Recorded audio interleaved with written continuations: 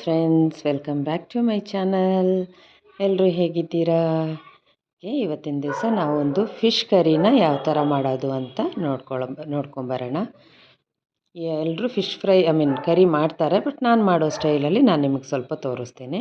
ಅದಕ್ಕೆ ಬೇಕಾಗಿರೋ ಸಾಮಗ್ರಿಗಳು: ಸಣ್ಣ ಈರುಳ್ಳಿ, ಶುಂಠಿ, ಬೆಳ್ಳುಳ್ಳಿ, ಹಸಿಮೆಣಸಿನ್ಕಾಯಿ ಒಂದು 3, ಕರಿಬೇವಿನ ಎಲೆ ಎಷ್ಟು ಬೇಕಾದರೂ ಹಾಕ್ಬೋದು. ನಾನಂತೂ ತುಂಬ ತುಂಬ್ತೀನಿ. ಇದೇನು ಅಂತ ಗೊತ್ತಾಯ್ತಾ? ಇದಕ್ಕೆ ನಮ್ಮ ಮಡಿಕೇರಿ ಕಡೆ ಎಲ್ಲ ಇದನ್ನು ಕಾಚಂಪುಳಿ ಅಂತಾರೆ, ಪಂಪುಳಿ ಅಂತಲೂ ಅಲ್ಲಿದ್ದ ಕನ್ನಡದಲ್ಲಿ ಹೇಳ್ತಾರೆ, ಅರೆಗನ್ನಡದಲ್ಲಿ. ಇದು ಸ್ವಲ್ಪ ಹುಳಿ ಜಾಸ್ತಿ ಇರುತ್ತೆ, ಚೆನ್ನಾಗಿರುತ್ತೆ. ಫಿಶ್ ಕರಿಗೆ ಇದ್ರದ್ದು ಫ್ಲೇವರು ತುಂಬ ಚೆನ್ನಾಗಿ ಕೊಡುತ್ತೆ. ಇದು ಇವಾಗ ಅಮೆಝಾನಲ್ಲೆಲ್ಲ ಲಭ್ಯ. ನೋಡಿ, ಕೊಕ್ಕುಮ್ ಹಂಗೇನೋ ಸಮಥಿಂಗ್ ಆ ಥರ ಏನೋ ಹೇಳ್ತಾರೆ. ನಾನು ನೋಡಿಬಿಟ್ಟು ನಾನು ತಿಳಿಸ್ತೀನಿ ನೆಕ್ಸ್ಟ್ ವೀಡಿಯೋದಲ್ಲಿ. ಸೊ ಇದನ್ನು ನಾನು ಫಸ್ಟೇ ಸ್ವಲ್ಪ ತೊಳೆದ್ಬಿಟ್ಟು ನೀರಿಗೆ ಹಾಕಿ ಅದಕ್ಕೆ ಸ್ವಲ್ಪ ಉಪ್ಪು ಸೇರಿಸ್ಕೊಂಡು ಚೆನ್ನಾಗಿ ಕುದಿಸ್ಕೊಬಿಡ್ಬೇಕು. ಈ ಥರ ನಾನು ಚೆನ್ನಾಗಿ ಕುದಿಸಿ ಅದರ ರಸ ಎಲ್ಲ ಬಿಟ್ಕೊಳ್ಳೋ ಥರ ಚೆನ್ನಾಗಿ ಕುದಿಸ್ಕೊತೀನಿ. ಅದೇ ಈ ಥರ ಮಾಡ್ದೇ ಹಾಗೆ ಸಾಂಬಾರಿಗೆ ಹಾಕೋರು ಇದ್ದಾರೆ, ಬಟ್ ನಾನು ಹಿಂಗೆ ಮಾಡಿಬಿಟ್ಟು ಹಾಕ್ತೀನಿ. ನೋಡಿ, ಈ ಥರ ಚೆನ್ನಾಗಿ ಕುದಿಬೇಕು. ಕುದ್ಮೇಲೆ ಸ್ಟವ್ ಆಫ್ ಮಾಡ್ಕೋಬೋದು. ನಮ್ಮ ಊರಲ್ಲೆಲ್ಲ ಇದ್ರದ್ದು ಸಿರಪ್ಪು ಸಿಗುತ್ತೆ, ಸೊ ಅದು ಚೆನ್ನಾಗಿರುತ್ತೆ. ನನಗೆ ಆ್ಯಕ್ಚುಲಿ ಈ ಥರ ಇದೊಂದು ಹಣ್ಣದು ಸಿಪ್ಪೆ, ಇದೊಂದು ಹಣ್ಣದು ಸಿಪ್ಪೆ, ಇದು ಚೆನ್ನಾಗಿರುತ್ತೆ ಆ್ಯಕ್ಚುಲಿ ಫಿಶ್ ಕರಿಗೆಲ್ಲ ಎಸ್ಪೆಷಲಿ ಮಾಡಿಸ್ದಂಗೆ ತುಂಬ ಚೆನ್ನಾಗಿರುತ್ತೆ. ಸೊ ಇವಾಗ ಕರಿ ಯಾವ ಥರ ಮಾಡೋದು ಅಂತ ನೋಡೋಣ.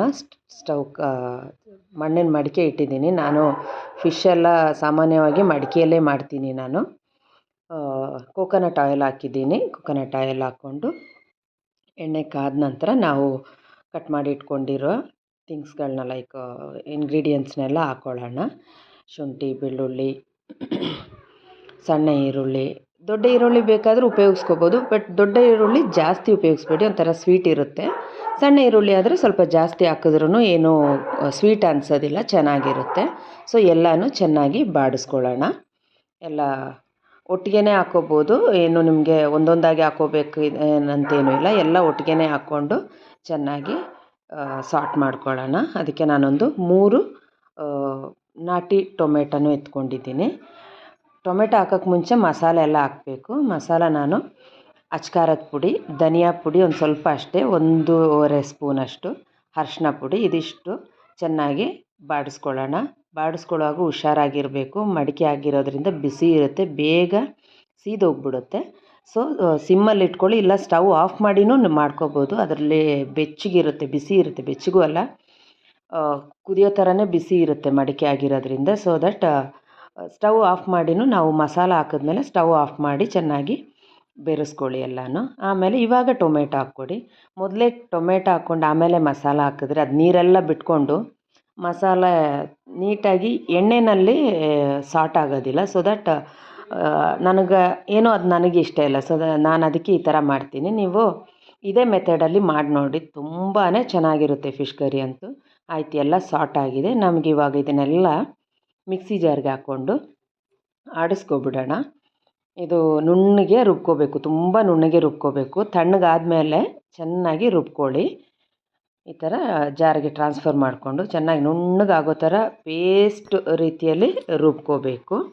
ಇದಕ್ಕೆ ಒಂದು ಸ್ವಲ್ಪ ತೆಂಗಿನಕಾಯಿನೂ ಬೆರೆಸ್ತಾ ಇದ್ದೀನಿ. ಒಂದು 3 ಟೇಬಲ್ ಸ್ಪೂನಷ್ಟು 3 ಟೇಬಲ್ ಸ್ಪೂನಷ್ಟು ತೆಂಗಿನಕಾಯಿ. ಸ್ಪೂನ್ ಅಳತೆಗೇ ಸಾಕು, ಜಾಸ್ತಿ ತೆಂಗಿನಕಾಯಿನೂ ಹಾಕಬೇಡಿ. ಇಲ್ಲ ನಿಮ್ಮ ಹತ್ರ ತೆಂಗಿನ ಹಾಲಿದ್ರೂ, ಕಾಯಿ ಹಾಲು ಬೆರೆಸ್ಕೋಬೋದು. ನಾನು ಸಾಮಾನ್ಯ ಕಾಯಿನೇ ಹಾಕ್ಬಿಟ್ಟೆ ಆಡಿಸ್ಕೊಳ್ಳೋದು. ನೀರು ನಾನು ಬೆರೆಸೋದಿಲ್ಲ. ನೀರಿಗೆ ಬದಲಾಗಿ ಈ ಹುಳಿನ ನಾನು ಕುದಿಸಿ ಇಟ್ಟಿದ್ನಲ್ವ, ಆ ಹುಳಿ ನೀರನ್ನ ಬೆರೆಸ್ಕೊಂಡು ಚೆನ್ನಾಗಿ ನೋಡಿ ಎಷ್ಟು ನುಣ್ಣಗೆ ರುಬ್ಬಿದ್ದೀನಿ ಅಂತ. ಈ ಥರ ನುಣ್ಣಗೆ ರುಬ್ಕೋಬೇಕು.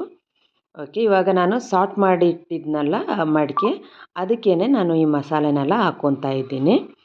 ಮಸಾಲನ ಹಾಕ್ಕೊಂಡು ಚೆನ್ನಾಗಿ ನಮ್ಗೆ ಎಷ್ಟು ಬೇಕೋ ಅಷ್ಟು ನೀರು ಬೆರೆಸ್ಬಿಟ್ಟು, ತುಂಬ ನೀರು ಮಾಡಬೇಡಿ, ಚೆನ್ನಾಗಿರೋದಿಲ್ಲ. ನೀರು ನಮ್ಗೆ ಎಷ್ಟು ಬೇಕೋ, ಆ ಮಸಾಲೆ ಸ್ವಲ್ಪ ತಿಕ್ಕಾಗಿರಬೇಕು.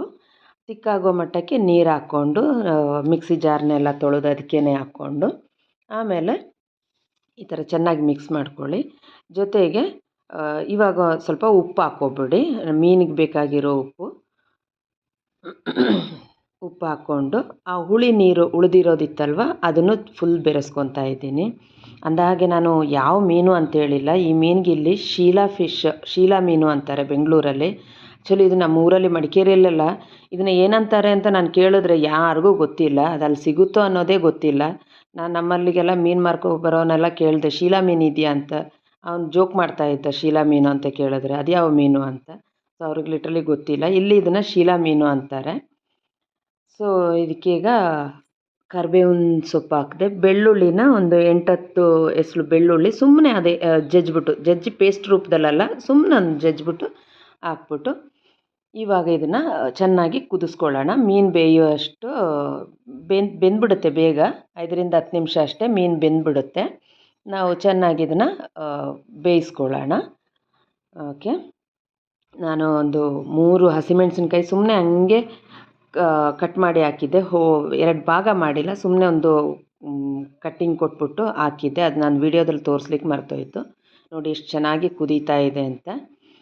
ಆಯಿತು, ಇದು ನಾವು ಒನ್ಸ್ ಮೀನು ಬೆರೆಸಿದ್ಮೇಲೆ ಸ್ಪೂನ್ ಹಾಕಬೇಡಿ. ನೋಡಿ ಈ ಥರ ಎತ್ಕೊಂಡು ಸ್ಪೂನ್ ಹಾಕಿದ್ರೆ ಫಿಶ್ ಎಲ್ಲ ಪುಡಿ ಆಗೋಗುತ್ತೆ. ನೋಡಿ ಇಷ್ಟೇ ಮಾಡಿಕೊಡಿ. ಹಿಂಗೆ ಮಾಡಬೇಕಷ್ಟೇ. ಒಂದು ಸ್ವಲ್ಪ ಎತ್ಬಿಟ್ಟು ಮಡಿಕೆಯಲ್ಲಿ ಎತ್ಬಿಟ್ಟು ಸುತ್ತಿ ಹಿಂಗೆ ಸ್ವಲ್ಪ ಸುತ್ತಿದ್ರೆ ಸಾಕು.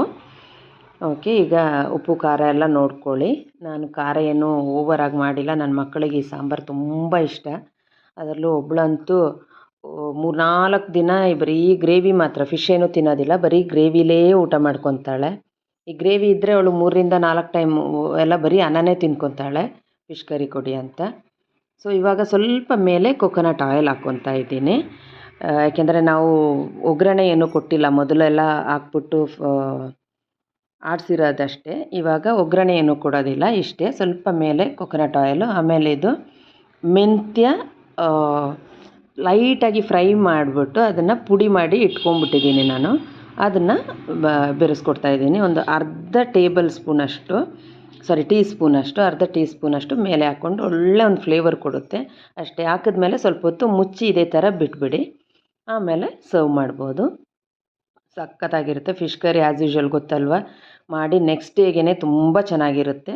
ನೋಡಿ, ದಯವಿಟ್ಟು ಎಲ್ಲರೂ ಟ್ರೈ ಮಾಡಿ ನೋಡಿ, ಫಿದಾ ಆಗೋಗ್ತೀರಾ. ಓಕೆ, ಬಾಯ್. ಇಷ್ಟೇ ಇವತ್ತಿನ ವಿಡಿಯೋ. C you guys.